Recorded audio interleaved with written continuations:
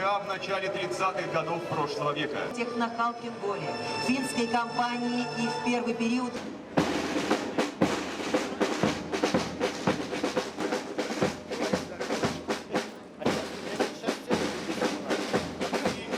Проходят офицеры и курсанты Новосибирского высшего...